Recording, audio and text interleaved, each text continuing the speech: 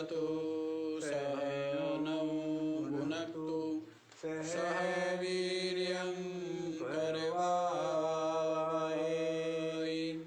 तेजस्विनावधीतमस्तु मा विद्विषावहै। ओम शांति शांति शांति।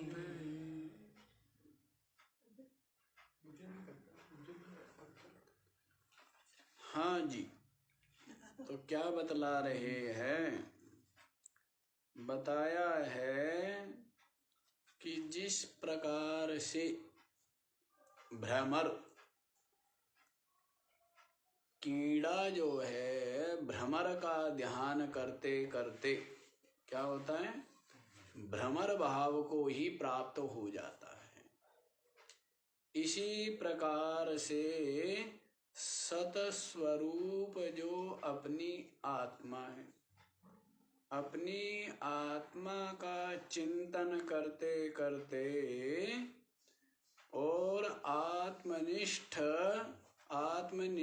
के द्वारा, आत्मनि एव निष्ठा, जिसकी निष्ठा किसमें है? आत्मा में, केवल आत्मा में ही है, ऐसा व्यक्ति, ऐसा मनुष्य साधक सद्भावम जाति। क्या होता है? सद्भाव को, आत्म भाव को प्राप्त कर लेता है। इस प्रकार से समझ आ गया है ना? सत में आसक्त सदनिष्ठ जिसका चित्त है वो सद्भाव को प्राप्त कर लेता है। अब ये सब के सब क्या है? शरीर आदि असद है और असद भाव को प्राप्त हो गए। असत में आसक्त होकर, असत निष्ठ होकर असत भाव को ही प्राप्त हो गया है।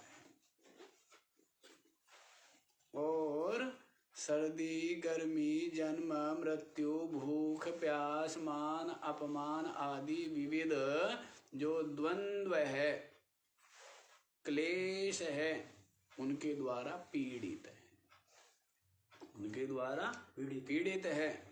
लेकिन जो महाबुद्धिमान है, महाविवेकी है, ऐसे लोग इस संसार शरीर की वास्तविकता को जान करके और जो परमात्म तत्व है उसकी सच्चिदानंद रूपता को जान करके अपने जीवन का लक्ष्य परमात्म प्राप्ति ही बनाते हैं और परमात्म चिंतन करते हुए असत पदार्थों की आसक्ति का परित्याग करके केवल परमात्मा में ही अपने चित्त को लगाते हुए परमात्म निष्ठा, परमात्म भाव को प्राप्त कर लेते हैं।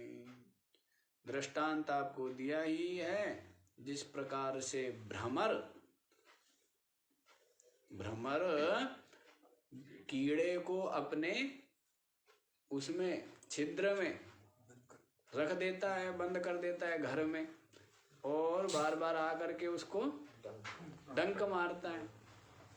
तो इसके कारण से जो कीड़ा है वो भ्रमर का ही भय से ध्यान करता रहता है कि अब आ जाएगा, फिर आएगा, फिर आएगा। तो इस तरह भय से ध्यान करने से क्या हो गया, वो भ्रमर भाव को प्राप्त हो जाता है।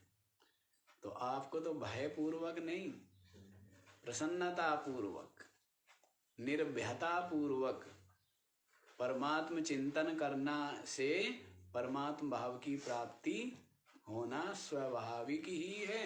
दूसरा, वो तो कीड़ा देखो विजाति है, भ्रमर की जाति अलग और कीड़े की जाति अलग। लेकिन अलग जाति का होने के पश्चात भी चिंतन की प्रगाढ़ता देखो, तादात्म्य देखो, क्या हुआ, भ्रमर भाव को ही प्राप्त हुआ है। जैसे कीड़ा पंख नहीं है, जिसमें भ्रमर नहीं है, सामान्य कीड़ा है, लेकिन वो क्या हो गया, भ्रमर भाव को प्राप्त। और इसी प्रकार से तो जीव भी प्राप्त हुआ है। ब्रह्म होते हुए किस भाव को, जीव भाव को प्राप्त होकर, देहात्म भाव को प्राप्त होकर, और क्या हो गया है, पाप भाव को प्राप्त हो गया है। जन्म मृत्यु और पाप मलिन भाव को प्राप्त हो गया है। आप देखो कैसे, चिंतन चित्त स्थिति से, क्या करने से, जिसका चिंतन और जिसमें चित्त को ठहरा दिया है वही भाव को प्राप्त हो गया, जबकि विजातीय है। और यदि ये चित्त ये कहे कि मैं आत्मा हूं, आपकी बुद्धि ये कहे, तो विजातीय नहीं है, वो क्या है, सजातीय भी क्या है, वो अपना स्वरूप ही, अपना आपा ही है। तो बताइए, आत्मचिंतन करने से आत्म भाव की प्राप्ति नहीं होगी। जब हम जीव भाव को प्राप्त हो गए, जो कि हमारा स्वरूप नहीं है, जबकि हम शरीर भाव को प्राप्त हो गए, जिसका कि अपने स्वरूप के साथ में थोड़ी सी सदृशता भी नहीं है। भाई रस्सी में किसी को घड़े का भ्रम नहीं हो सकता, सर्प का ही भ्रम होगा ना जो सदृश होगा। वैसे ही बड़े आश्चर्य की बात है कि चेतन में क्या भ्रम हो गया, जड़ में चेतनपने का भ्रम हो गया। शरीर क्या है, और इसमें क्या भ्रम हो गया कि मैं शरीर चेतन हूँ। शरीर को भी क्या मानता है, चेतन मानता है कि मैं शरीर चेतन हूँ, जबकि कोई सादृश्यता है नहीं। एक चेतन है, एक जड़ है, एक अत्यंत विशुद्ध है, और एक क्या है, हाड़ मांस का पुतला है। तो कोई सादृश्यता नहीं है। लेकिन ये देखो, चिंतन की महिमा कहो, किसकी महिमा है ये, कि चिंतन की महिमा यही है, स्वरूप से भ्रष्ट होकर और क्या हो गया, देह हो गया, जन्म मृत्यु वाला अपने को मानता है, समझता है। तो चिंतन से ही तो क्या हो गया, चिंतन आपका विपरीत चिंतन हो गया, अनात्म चिंतन हो गया। तो अब क्या कर रहे हैं, बिल्कुल सही जो यथार्थ चिंतन है वो करना चाहिए।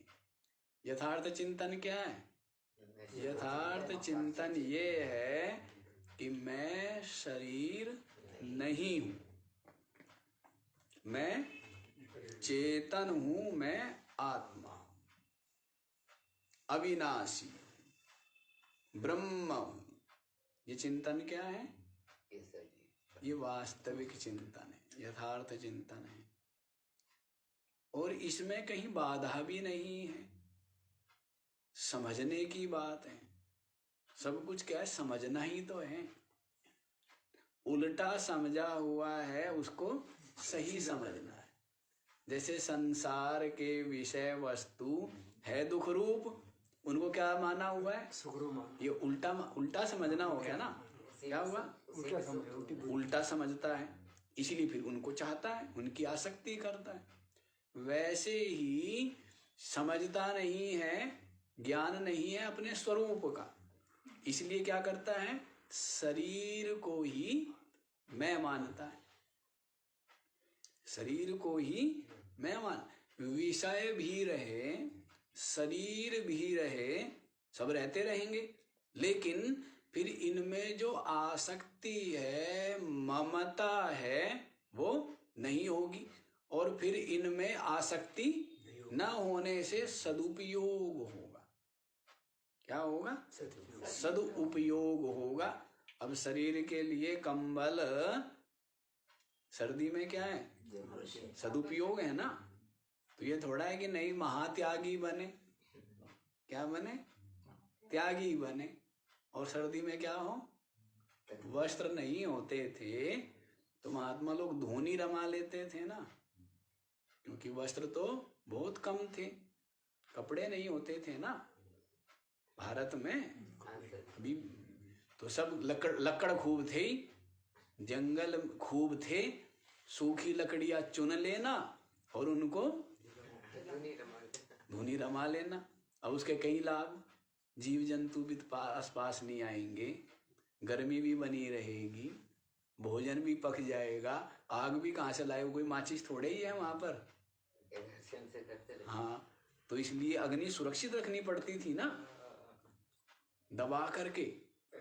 और फिर यही अहम हो जाते थे कि 12 वर्ष से हमारे धोने की अग्नि बुझी नहीं है।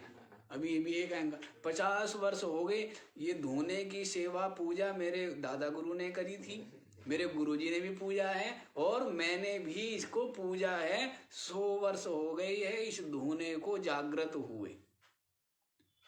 100 वर्ष से धोना क्या है?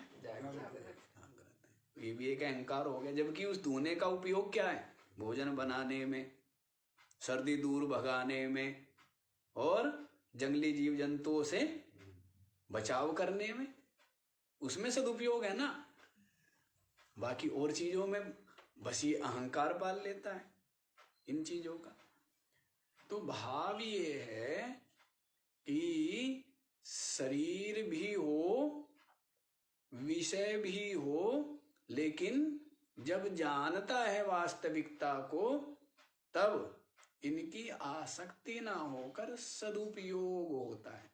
शरीर भी रहेगा लेकिन फिर शरीर को मैं रूप से नहीं जानेगा, अनुभव करेगा, जानेगा शरीर है। जैसे मेरे पास मेरा जूता है, जैसा मेरे पास मेरी गाड़ी है, वैसे ही ये शरीर भी है और मैं इस शरीर में निवास करने वाला, रहने वाला चेतन तत्व आत्मा ब्रह्म रूप हूं और समस्त शरीरों में मैं ही चिद रूप से विराजमान हूं और मैं ब्रह्म हूं, मैं ब्रह्म हूं।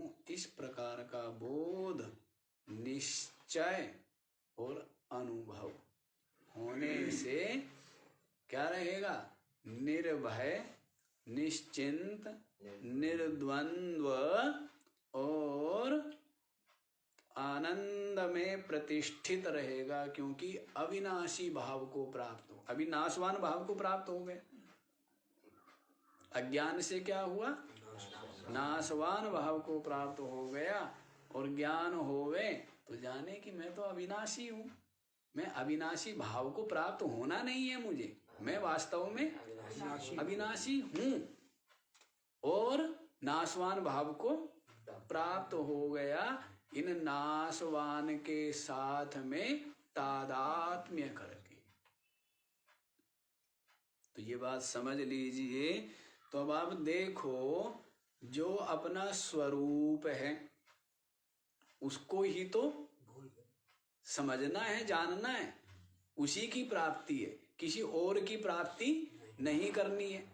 जबकि चिंतन से कीड़ा और भाव को प्राप्त हो गया, भ्रमर भाव को प्राप्त हो गए। जबकि असत चिंतन, अनात्म चिंतन से ये जीव, ये चेतन जड़ भाव को प्राप्त हो गए, शरीर भाव को प्राप्त हो गए। जबकि है ये वास्तव में विशुद्ध चेतन तत्व ही। तो ये बात बतला दी है ना, तो बस समझ गए हैं। तो अब आप लोग 360वां श्लोक देखो। क्रियान्तरा शक्तिमपास्य कीटको ध्यायन् यथालिं हलिभावमृच्छति तथैव योगी परमात्मतत्त्वं ध्यात्वा समायाति तदेकनिष्ठया।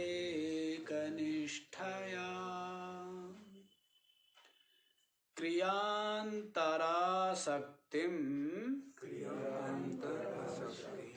अपास्य कीटकः ध्यायन् यथा अलिम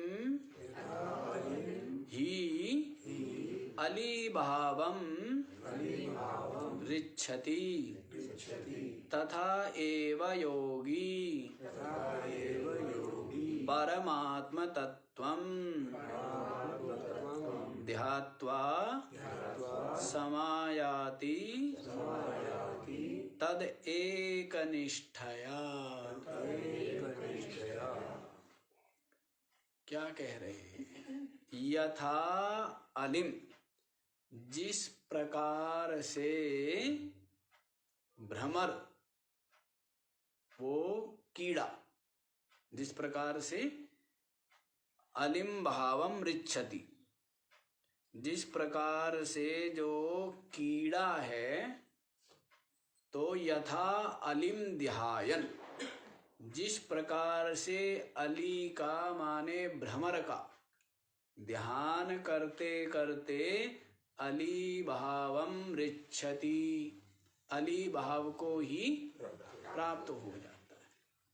कैसे प्राप्त होता है? तो उसका वो बतला रहे, ध्यान करने से। क्या करने से? उसका ही ध्यान करने से। लेकिन ध्यान की स्वरूप बता रहे, कैसा ध्यान?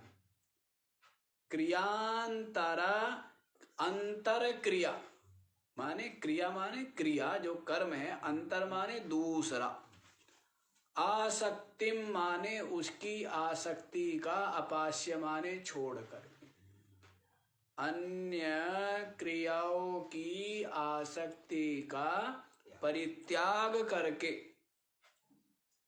कीड़ा यथा अलिम ध्यायन, जिस प्रकार अली का, भ्रमर का ध्यान करते करते अली भावम ऋच्छति, अली भाव को ही प्राप्त हो जाता है। समझ आया? क्या बताया? ध्यान तो करते हैं, लेकिन बीच बीच में अंतर क्या है? अन्य क्रियाओं का भी महत्व बना रहता है, उनमें भी अपने चित्त को लगाए रखता है। एक ही निरंतर, दिन रात। निरंतर मतलब दिन रात, हर क्षण, हर श्वास में यही ध्यान हो, यही चिंतन हो, अन्य और न हो। लेकिन आप क्या सोचते हैं कि जैसे ज्ञानी व्यवहार में नियुक्त है, सहज भाव से करता है, तो इसी प्रकार से साधक लोग भी वैसा ही व्यवहार करते हैं, वैसा ही आचरण करते हैं। अब ये नहीं विचार करते कि उन्होंने पहले अत्यंत एकाग्र चित्त हो करके, सब ओर से चित्त को हटा करके आत्मचिंतन करते हुए आत्मनिष्ठा को प्राप्त कर लिया है। अब जब अत्यंत दृढ़ अपरोक्ष अनुभव हो गया, उसके पश्चात यदि व्यवहार में है, तो उनके लिए व्यवहार में करते हुए भी सत्यत्व बुद्धि, सार बुद्धि, सुख बुद्धि नहीं हो सकती। वो लोक शिक्षा के लिए, लोक उपकार के लिए जगत में यत किंचित व्यवहार को स्वीकार कर सकते हैं, लेकिन स्वयं कुछ कर्तव्य नहीं है, स्वयं कुछ आशा अभिलाषा नहीं है। नानवाप्तम अवाप्तव्यम वर्त एव च कर्मणि। क्या कह रहे श्री कृष्ण महाराज? कि मेरे लिए कुछ भी अप्राप्त नहीं है जो प्राप्त करना हो। वर्त एव च कर्मणि, लेकिन फिर भी मैं कर्म कर ही रहा हूं। कोई स्वार्थ नहीं, कोई फलासक्ति नहीं है। लोक शिक्षा, लोक उपकार। लोक शिक्षा, यदि लोक जीव कर्म नहीं करेंगे तो ज्ञान प्राप्ति की पात्रता आएगी क्या? सत्कर्म किए बिना, निष्काम कर्म किए बिना रजोगुण आसक्ति, लोभ मोह स्वार्थ नहीं छूट सकता। तो ज्ञान प्राप्ति की योग्यता, जब ज्ञान प्राप्ति की योग्यता ही नहीं आई तो ज्ञान कैसे प्राप्त होगा? इसीलिए कर्म आवश्यक है। आया है ना चतुर्थ तृतीय अध्याय या पंचम अध्याय में, है ना, कि वो श्लोक पहले हम बहुत बोलते थे। पुस्तक दो जी, वो रखी है इनके पीछे, इधर रखी, आगे आगे, हाँ ये चतुर्थ श्लोक है ना।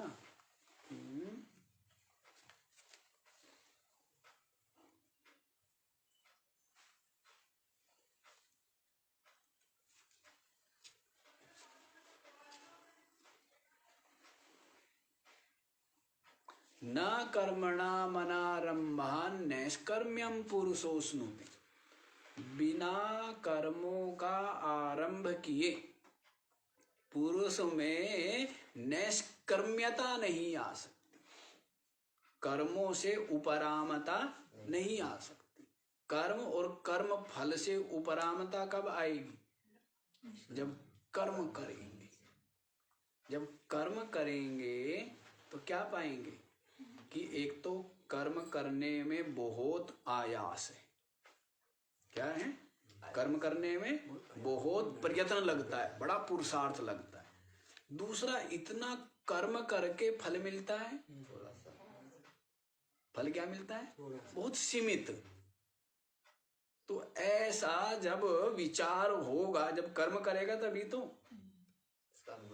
बिना किए उसकी असारता अनुभव में आने वाली नहीं है। तो कर्म करने से एक तो कर्म का स्वरूप और कर्मजन्य जो फल है उसका स्वरूप का बोध हो गया कर्म करने से। दूसरा, कर्म करने से चित्त में जो संचित रजोगुण है, तमोगुण है, वो गलित हो गया। क्या हुआ? कर्म करने से रजोगुण तमोगुण वो क्षीण हो गया। दूसरा, कर्म करने से चित्त क्या हुआ? विशुद्ध हो गया, निर्मल हो गया, निष्काम कर्म करने से। इसीलिए कहा है कि न त्याज्यम कार्यम एव तत्, कर्म का परित्याग नहीं करना चाहिए, कर्म करने ही चाहिए, लेकिन सत्कर्म करने चाहिए और निष्काम निस्वार्थ भाव से करने। स्वार्थ भाव से तो कर्म करना सभी जीवों का स्वभाव ही है, सभी जीव का है। सिंह भी शिकार करता है तो अपने पेट या अपनी संतान का पेट भरने के लिए। तो स्वार्थ युक्त कर्म करना तो सबको आता है, लेकिन स्वार्थ रहित कर्म करना सबको न आता है न बस की। स्वार्थ रहित होकर कर्म करना, और जब तक स्वार्थ रहित होकर कर्म नहीं करेगा, जिसका नाम क्या रख दिया है स्थूल रूप में? सेवा। जिसको क्या बोलते हैं? निष्काम कर्मयोग कहो या सेवा कहो, जिसका मोटा सा क्या नाम रख दिया? सेवा। जहां पर हम किसी के लिए कुछ कर रहे हैं बिना प्रत्युपकार की अपेक्षा की, बिना किसी आशा के, स्वार्थ के जो हम दूसरों के लिए करते हैं, संतान के लिए करते हैं, लेकिन आशा रखते हैं कि और नहीं तो ये हमारा कम से कम क्या मानेंगे? एहसान मानेंगे, आज्ञा मानेंगे, और हमारी जो है मन के अनुकूल चलेंगे, हमारा यश बढ़ाएंगे। तो वो क्या हुआ? वो स्वार्थ युक्त कर्म है। स्वार्थ रहित कर्म यही कर्म योग है, इसी का नाम सेवा। यदि सेवा में भी यदि स्वार्थ है कि इसके बदले मुझे प्रशंसा मिले या प्रसिद्धि मिले या मेरे और अन्य स्वार्थ की पूर्ति हो, तो वो सेवा नहीं, सेवा नहीं हुआ। इसका मतलब यही है निष्काम, कोई कामना ना हो, कोई स्वार्थ ना हो, तो वो इस प्रकार के कर्म करना जीव का स्वभाव नहीं है। उसको ये चीज सीखनी पड़ेगी, सीखनी पड़ती। सत्संग से, सदग्रंथ से, संतों के सानिध्य से इस प्रकार का कर्म करना, इसको सीखना पड़ता है। निष्काम भाव से कर्म करना, सेवा करना, इसी से चित्त निर्मल होगा, रजोगुण अहंकार गलित होगा और इसी से ही कर्म के स्वरूप और फल को समझ करके इनसे उपरामता आएगी। इनसे क्या आएगी? उपरामता तभी आएगी। कर्म और कर्म फल से उपरामता तभी आएगी। तो इस प्रकार से बहुत सुंदर बात बता दी है। दूसरा यहाँ पर कहते कि पुस्तक निकालते निकालते एक बात और, एक श्लोक और सामने आ गया था कि जिस प्रकार सक्ता विद्वान यथा कुर्वन्ति भारत, कैसे है? यथा कुर्वन्ति भारत कुर्याद् विद्वांस तथा सक्तश्चिकीर्षुर्लोक संग्रहम्। सक्ता कर्मण्य विद्वांसो यथा कुर्वन्ति भारतः कुर्याद् विद्वांस तथा सक्तश्चिकीर्षुर्लोक संग्रहम्। सक्ता कर्माणि यथा अविद्वांसः, जैसे अविवेकी संसारी कर्मों में आसक्त होकर के कर्म करता है। सक्ता कर्माण्य विद्वांस यथा कुर्वन्ति, जिस प्रकार से अज्ञानी कर्म फल में आसक्त होकर के कर्म करता है, ज्ञानी भी कर्म करता है, लेकिन उसके लिए क्या बतलाया है? हाँ, सक्ता कर्माण्य विद्वांस यथा कुर्वन्ति भारत कुर्याद् विद्वांस तथा सक्तस।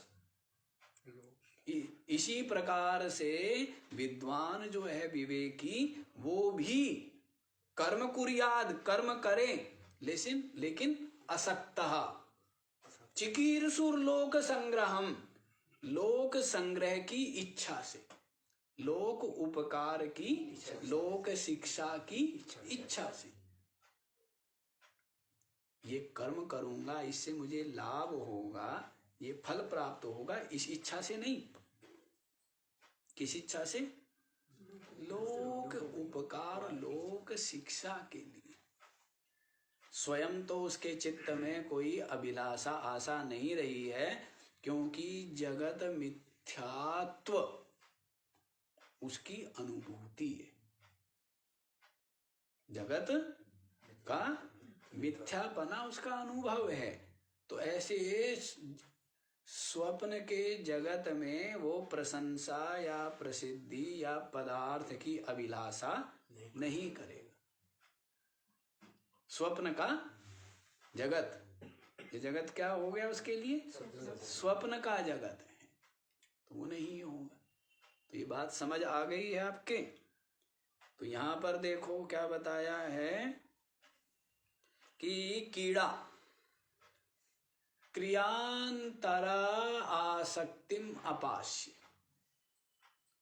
अन्य जो क्रिया है उनको छोड़ करके, उनकी आसक्ति छोड़ करके, सब कुछ छोड़ देता है ना, खाना भी छूट जाता है उसका, बाकी और जो चिंतन थे, मनोरथ थे, सब छूट जाते हैं ना। अब उसको तो डर लग रहा है, केवल सब कुछ छूट गया है? जैसे अभी आप ठीक ठाक हैं, तो आपकी बहुत इच्छाएं हैं, नया मकान बनाऊं, नई गाड़ी खरीदूं, नए वस्त्र खरीदूं, उसके पश्चात वहां घूमने जाना है, उसके पश्चात उनसे मिलना है। कितनी कितनी आपके चित्त में मनोरथ है। और अभी अचानक से शरीर में कोई रोग हो जाए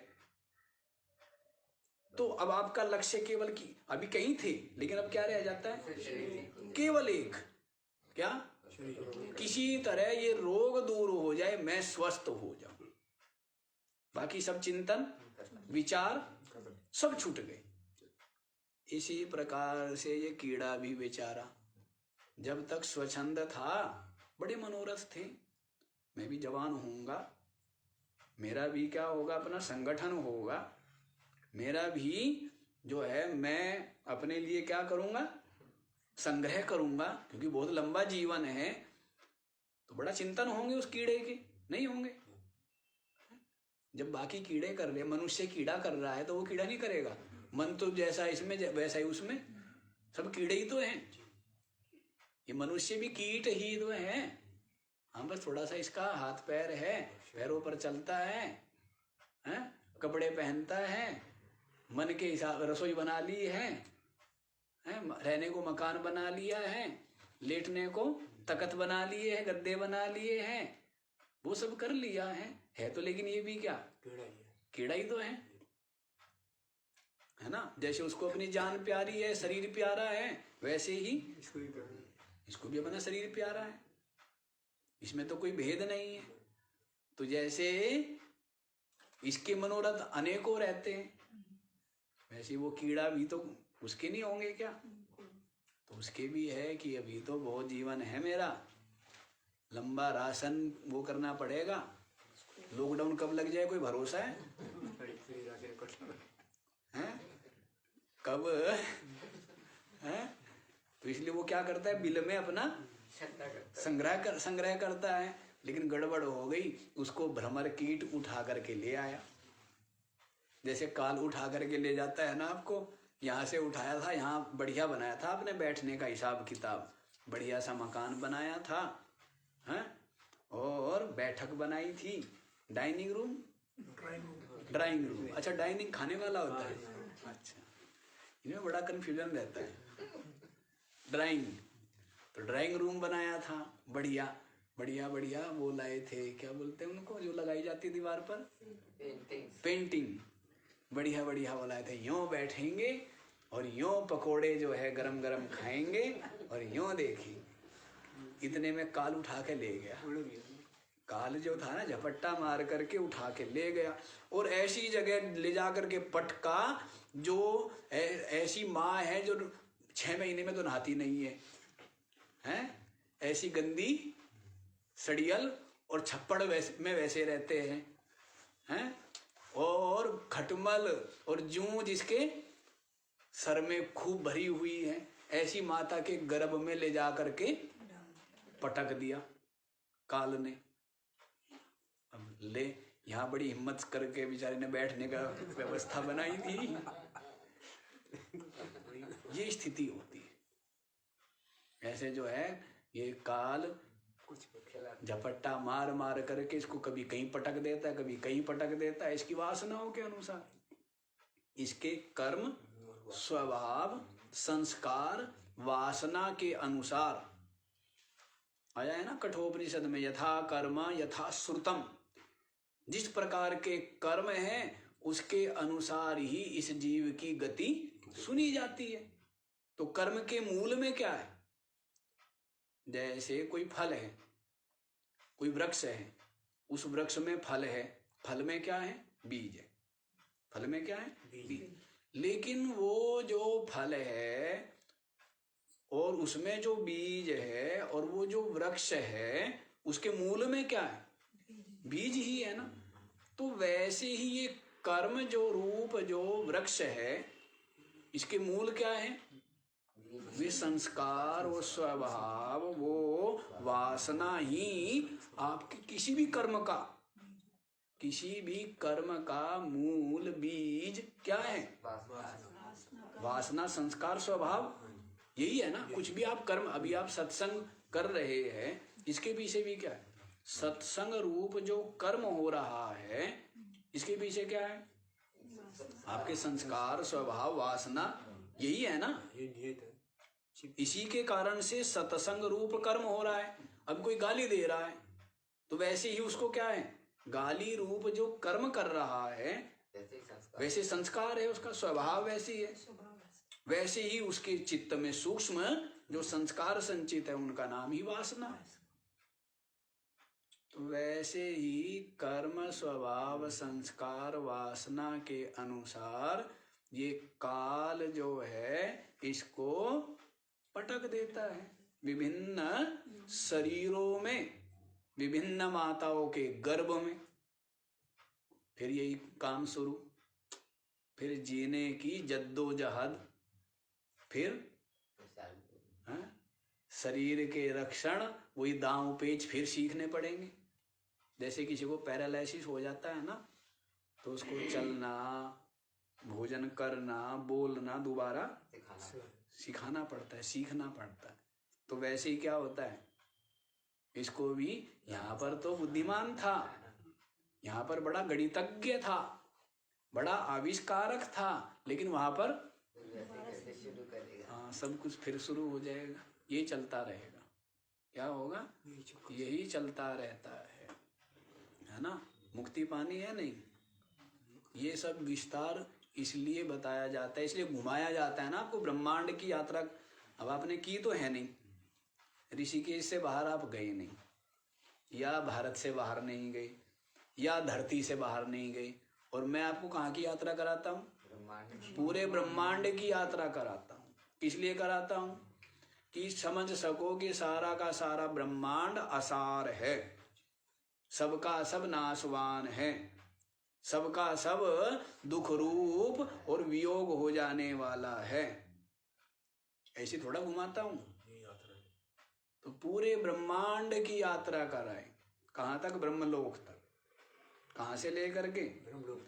शरीर से लेकर और कहाँ तक यात्रा करा दी? ब्रह्मलोक पर्यंत। सबके सब क्या कहते हैं भगवान श्री कृष्ण? पुनरावर्तिनः। क्या है? इन सब लोक परलोकों में जा करके क्या होता है? लौटना पड़ता है। स्थायी निवास नहीं है, हा? स्थायी नहीं है। वे लोक ही स्थायी नहीं है। वे लोक ही क्या है? उनका भी प्रलय हो जाने वाला है, विलय हो जाने वाला है। वो सब भी नष्ट हो जाते हैं। तो वहां आप कैसे अविनाशी रूप होकर के रह सकते हैं? नहीं रह पाएंगे। हाँ, तो इसलिए ये मत समझ लेना कि क्यों महाराज जी हमें इधर उधर घुमाते हैं। कोई ये थोड़ा कि आश्रम के चारों तरफ को घुमा रहा हूँ। कहाँ घुमा रहा हूँ?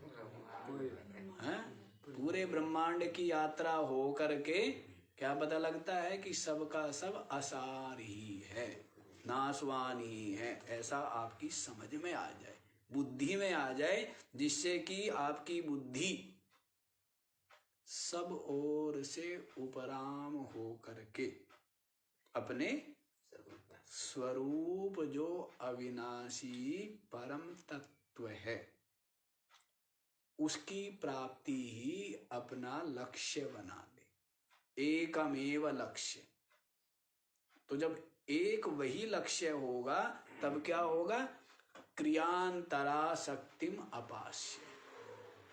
अन्य जो क्रिया है और तज्जन्य जो आसक्ति है उनका क्या हो जाएगा? परित्याग हो जाएगा, है ना। क्रिया की आसक्ति होती है ना। क्रिया की आसक्ति क्यों होती है? क्योंकि फल की आसक्ति है? जैसे किसी को आम की क्या है?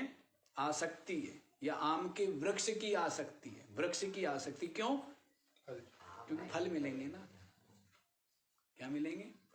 फल मिलेगा, मीठा मीठा है। कि महाराज आम का नाम क्या लेते हैं, तुरंत वो पीला पीला पका हुआ है सामने आ जाता है। मीठा मीठा आम, विभिन्न नाम है। हाँ, कई आम के तत्व को जानने वाले हैं। नहीं, कोई नीलम भी बताता है कि नीलम आम है, कहते महाराज ये बहुत मीठा है। हमें तो पता नहीं, हमने सुना है, ठीक है ना, मतलब लोगों ने बताया है और चखाया है, इसलिए कह रहे। अच्छा जी, समझ आ गया ये यहाँ पर। जिस प्रकार से कीड़ा अन्य क्रिया चिंतन का परित्याग करके केवल अली का ही ध्यान करता है, भ्रमर का ही ध्यान करता है, और उसका ध्यान करने से अली भावम रिच्छति, अली भाव को ही प्राप्त हो जाता है। तथैव योगी, क्या बोला? योगी बोला है। क्या कहा है? योग। योग में जो तत्पर है, योग क्या है? आत्मचिंतन ही योग है। क्या है? आत्मचिंतन ही योग है, जिसको बोला ना अध्यात्म योग। क्या बोला है? अध्यात्म योग। बाह्य पदार्थों की आसक्ति छोड़कर आत्मचिंतन परायण होना, यही क्या है? यही योग है। यही क्या है? यही योग है। और वैसे तो योग शब्द अनेकों अर्थों में प्रयुक्त होता है। योग अर्थ समाधि अर्थ में भी प्रयुक्त है, और योग अर्थ मिलने अर्थ में भी प्रयुक्त होता है, मेल अर्थ में। और योग जो है वो समाधि अर्थ बताया ना अभी आपको, समाधि अर्थ भी है, और चित्त वृत्तियों का निरोध, इसके लिए भी योग शब्द प्रयुक्त होता है। इसके लिए प्रयुक्त होता है योग शब्द। तो यहाँ पर योग का मतलब तो यही हुआ ना, परमात्मा के साथ योग। उसका हेतु क्या है? परमात्म चिंतन, परमात्म प्राप्ति रूप जो समाधि है, योग है, इसका हेतु क्या है?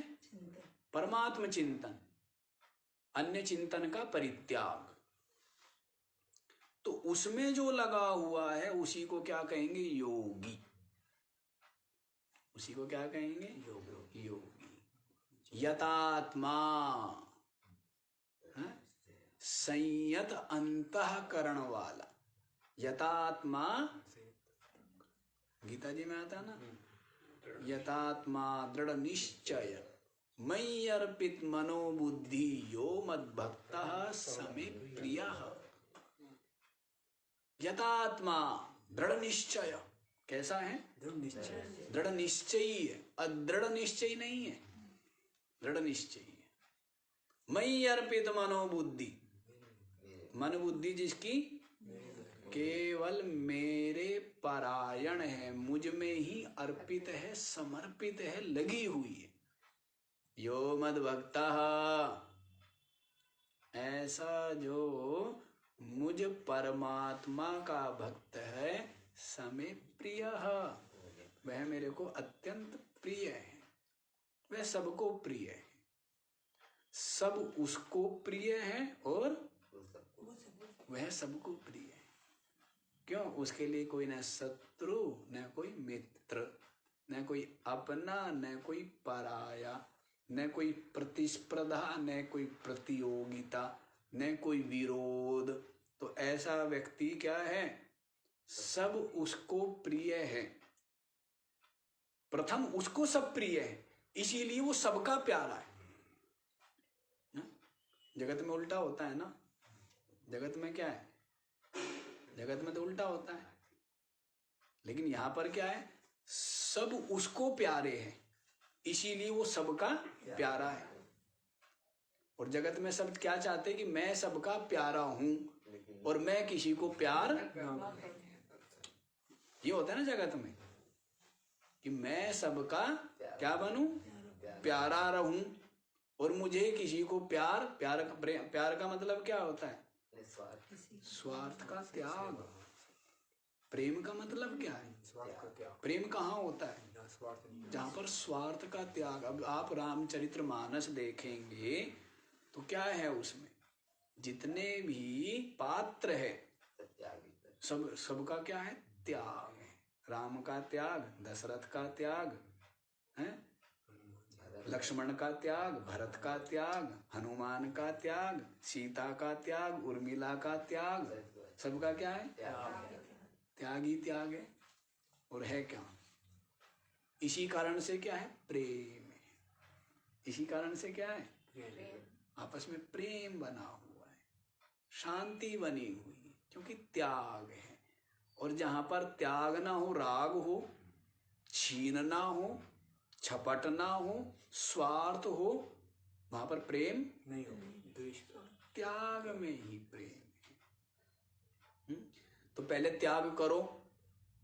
क्या करो? स्वार्थ का त्याग करेंगे, आप सबको प्रेम करेंगे तो आप सबके क्या हो जाएंगे? सबके प्रिय हो जाएंगे। कि समस्त शरीरों में, यही तो ज्ञान है। ज्ञान क्या है? समस्त शरीरों में जो चेतन तत्व है, ये तो अत्यंत प्रियता है कि वो मैं, वो क्या है? वो मैं ही। इतना प्रेम, इतना प्रेम कि क्या है? अद्वितीय भाव हो जाए, एकत्व हो जाए, केवल हो जाए। सबके सब उस प्रेम में विलय हो गए। उस प्रेम में क्या हो गए? सब विलय हो गए। जैसे समस्त नदियां समुद्र में विलय हो करके एकाकार हो जाती है, समुद्र रूप हो जाती है। इसी प्रकार समस्त नाम रूप प्रपंच उस अनाम अरूप में क्या होता है? एक भाव को प्राप्त हो जाता है, जिसको अद्वैत, अद्वितीय, एक, केवल कहते हैं। वो क्या है? वही ब्रह्म है। सो ब्रह्म है, तू है वही, पुतली नहीं तू मान सकी। वह ब्रह्म है, तू है वही। ये महामंत्र है। मंत्र बताए थे ना। लेकिन महामंत्र क्या है? तू तत्त्वमसि। क्या महामंत्र है? तू वही है, तू ब्रह्म है। ये क्या है? ये महामंत्र है। बाकी मंत्र भी तो बहुत बताए हैं ना। जगत संसार असार है, ये मंत्र है। तू शरीर नहीं है, ये मंत्र है। तू प्राण नहीं है, मंत्र है।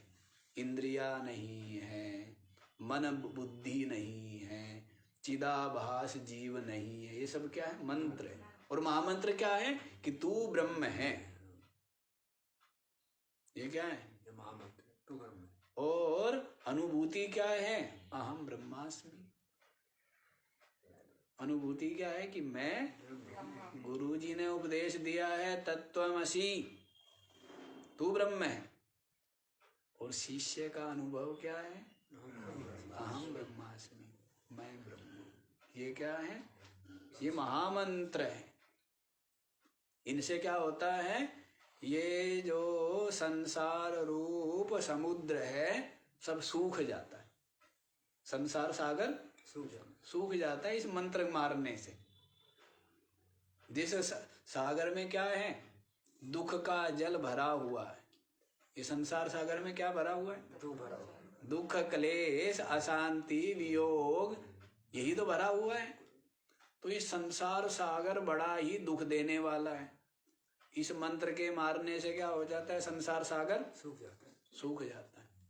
अब आप देख लेना, जिस जिसको सुखाना हो उसका सूख जाता है। ये मंत्र मारा जाता है। गुरुजी ने मंत्र मारा, झाड़ा दिया। क्या झाड़ा दिया? तत्त्वमसि, तू ब्रह्म है। और शिष्य को क्या हुआ? ये अनुभव हो गया कि अहम ब्रह्मास्मि, मैं ब्रह्म हूँ। ये अनुभव हो गया। समझ आ गया? तो समझ लो, यहीं पर क्या बताया? योगी। योगी समझ आ गया? जो निरंतर आत्मचिंतन परायण है वही योगी है। तो योगी परमात्म तत्वं ध्यात्वा तद एक निष्ठया परमात्म तत्वं समायाति। परमात्म तत्व का एक निष्ठ हो करके, क्या तद एक निष्ठ, तद माने वह जो ब्रह्म, वो क्या है, एक ही है ना। तो उस ब्रह्मनिष्ठ हो करके, अब उसका चित्त क्या निष्ठ है, ब्रह्मणि एव निष्ठा यस्य स ब्रह्मनिष्ठ, जिसकी जगत में, दृश्य में, शरीर में निष्ठा नहीं है, केवल ब्रह्म में ही निष्ठा है, उसी को क्या कहते हैं, उसी को ब्रह्मनिष्ठ, केवल ब्रह्म में निष्ठा है। जगत में निष्ठा जानता है, जगत तो सारा का सारा बहुत पीछे छूट गया है कि ये सत्य नहीं, ये मिथ्या है, स्वाप्निक प्रतीति मात्र है, ऐसा अंतर में उसका निश्चय है, स्पष्ट अनुभूति है, स्पष्ट अनुभूति है कि ये संपूर्ण मिथ्या है।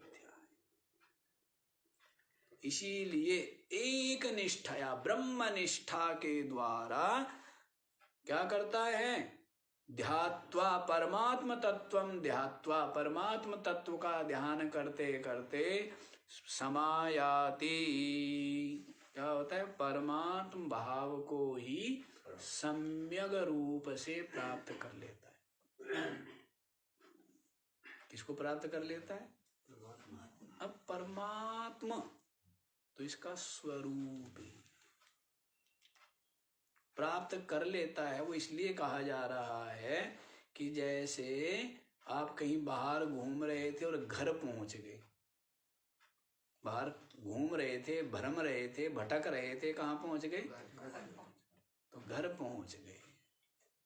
तो वैसी अपना स्वरूप है, भ्रम के कारण अनात्मा में ही आत्मबुद्धि करके क्या हो रहे थे, क्लेश उठा रहे, निरंतर जन्म मृत्यु भाव को प्राप्त हो रहे। लेकिन जब ये बोध हुआ, जब सही वास्तविकता पता लगी, तब क्या हो गया, अपने स्वरूप जो कि क्या है, परमात्मा रूप ही है, अविनाशी है, उसकी प्राप्ति होगी। प्राप्त ही है, क्या है, प्राप्त है।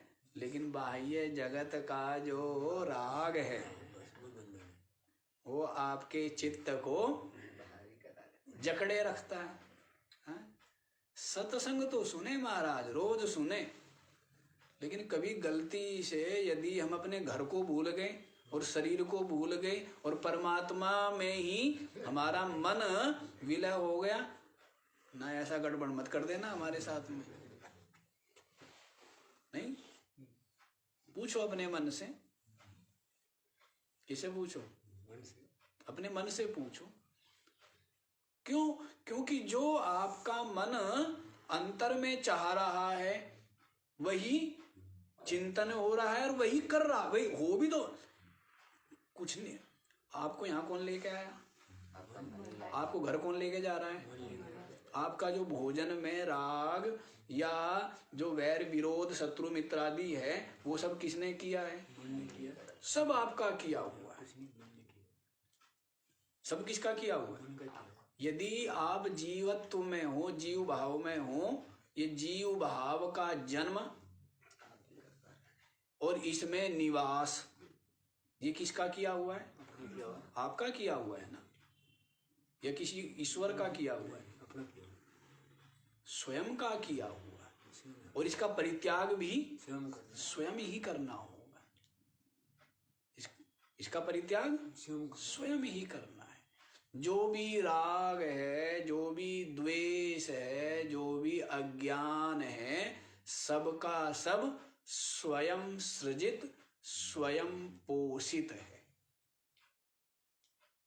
सृजन किसने किया? बनाया किसने? और उसका पोषण कौन कर रहा है? स्वयं। और उसका तलवार उठा करके विवेक की, उसका जो गला काटेगा वो भी कौन, किसको काटना होगा? स्वयं को। बोध की तलवार के द्वारा क्या करना होगा? गीता जी ने बताया ना, चित्वैनम संशयम योगम आतिष्ठोतिष्ठ भारत। कौन से अध्याय में है? हाँ जी पंडित जी बताओ। छित्वा एनम संशयम योगम आतिष्ठा अतएव उत्तिष्ठा हे भारत। क्या कह रहे? एनम संशयम, पहले गिनाया। ये संशय बड़ा खतरनाक है। संशयात्मा विनश्यति, वहां पर पहले बता दिया। फिर अज्ञश्चा श्रद्धानश्च संशयात्मा विनश्यति, ये बोला है। नायम लोकोस्ति न परो न सुखम संशयात्मना। संशयात्मा के लिए वो तो बाकी कहा ही है। अज्ञ कहा है, अश्रद्धालु कहा है और संशयात्मा कहा है। अज्ञश्च अश्रद्धानश्च संशयात्मा विनश्यति। कितने बोले? अज्ञ माने अज्ञानी, अश्रद्धान जिसकी श्रद्धा नहीं है, और जो संशयात्मा, संशय करने का जिसका स्वभाव है। तीन गिनाए हैं। तो तीनों के लिए क्या बतलाया है? विनश्यति। लेकिन संतोष नहीं हुआ। संशयात्मा के लिए तो और भी कटु कटु शब्द प्रयोग किए हैं भगवान कृष्ण ने। आगे क्या कह दिया है? नायम लोकोस्ति ना परहा ना सुखम संशयात्मा। नायम लोकोस्ति, यहाँ पर भी चैन नहीं है उसको।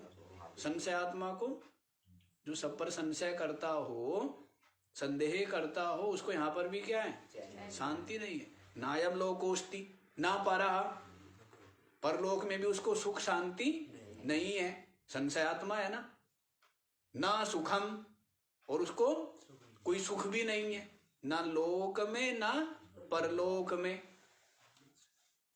संशयात्मा, ना संशयात्मा को कोई सुख नहीं, ऐसा भगवान श्री कृष्ण कह रहे हैं। और इसीलिए क्या कहना पड़ा अंत में? नीचे क्या बोलना पड़ा है?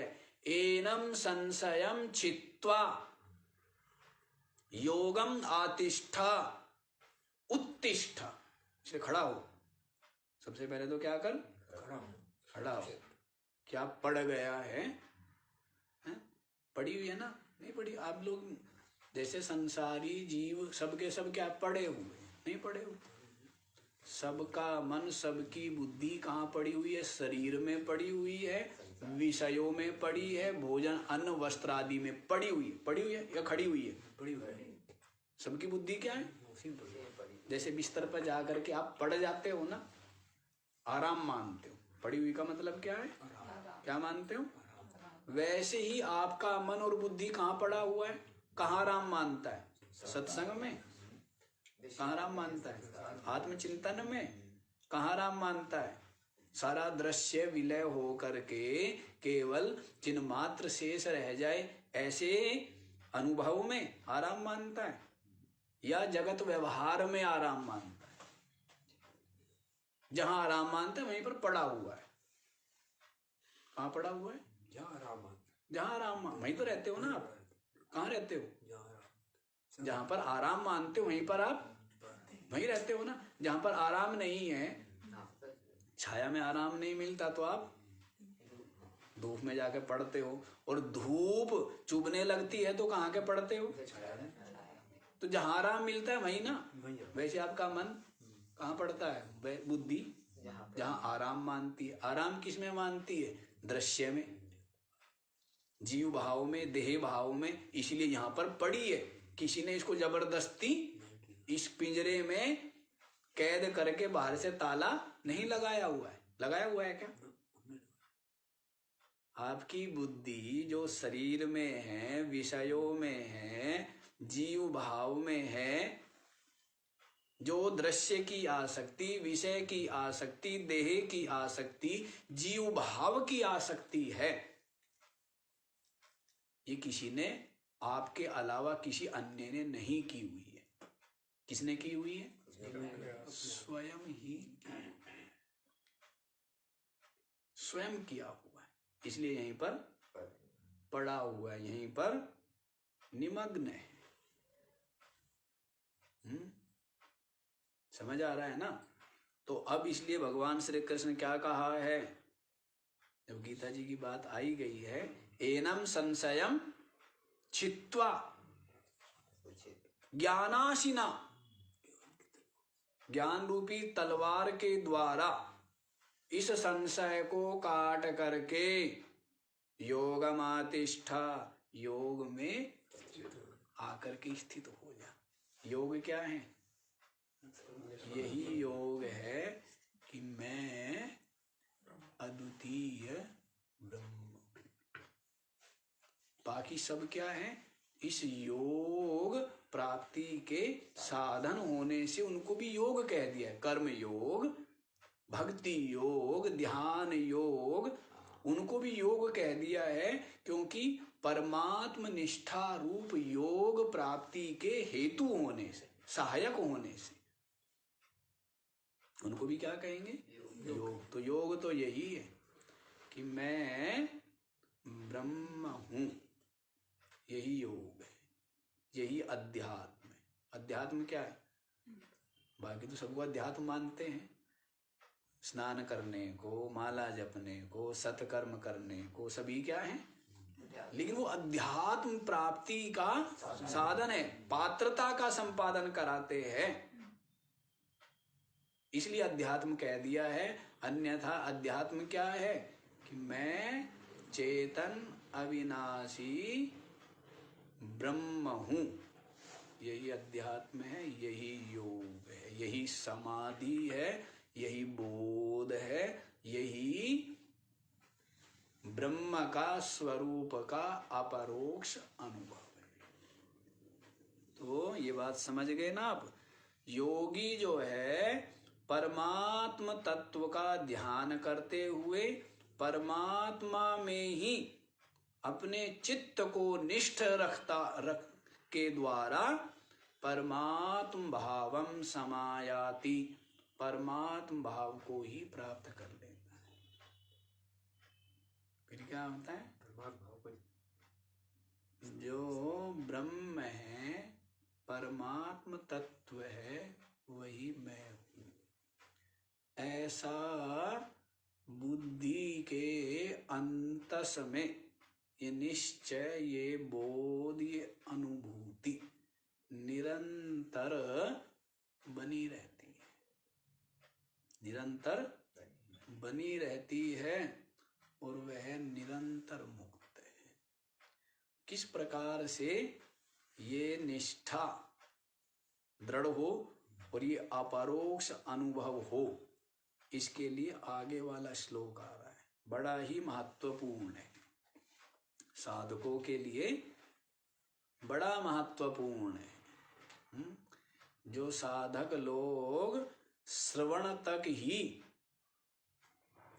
करके ही संतुष्ट हो जाते हैं, उन सबको सचेत करता हुआ, जगाता हुआ